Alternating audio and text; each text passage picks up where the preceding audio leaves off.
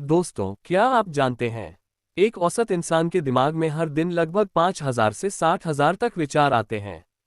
मनोवैज्ञानिकों का कहना है कि इन विचारों में से 95% से 98% विचार बार बार दोहराए जाते हैं और सिर्फ 2% से 5% ही नए होते हैं।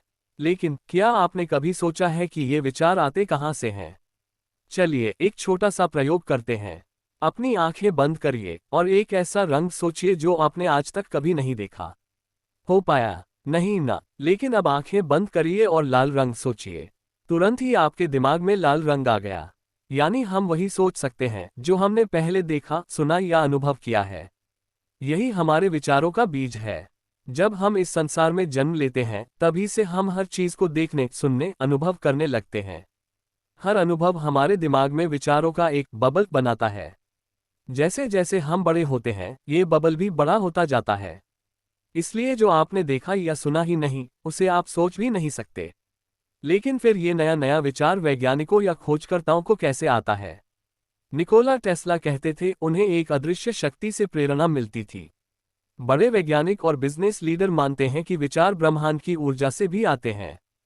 क्वांटम फिजिक्स के अनुसार इस यूनिवर्स में मौजूद हर चीज एनर्जी है। आप, मैं, हमारे विचार भी। एनर्जी कभी नष्ट नहीं होती, वह सिर्फ रूप बदलती है। हमारे विचार भी एक तरंग की तरह ब्रह्मांड में जाते हैं और जब कोई दूसरा दिमाग उसी तरंग पर सोचता है वह विचार उसे तुरंत मिल जाता है। इसीलिए स्वामी विवेकानंद ने कहा था, विचार यात्रा करते हैं। हमारा दिमाग 100 अरब से भी ज्यादा न्यूरॉन्स से बना है। ये न्यूरॉन्स एक दूसरे को बिजली जैसी तरंगें भेजते हैं और विचार बनते हैं। जहां हम होते हैं, जो खाते हैं, जिनके साथ रहते हैं, वही हमारी सोच को प्रभावित करता है। जैसी संगत वैसे रंगत। अगर आप धार्मिक स्थान पर जाएंगे तो शांति महसूस होगी क्योंकि वहां सबके विचार एक जैसे होते हैं।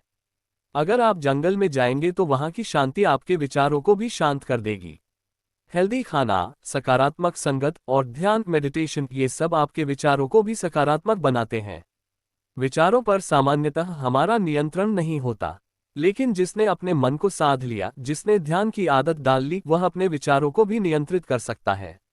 और याद रखिए, जैसे आपके विचार होंगे वैसे ही आपके कर्म होंगे और जैसे कर्म होंगे वैसे ही परिणाम।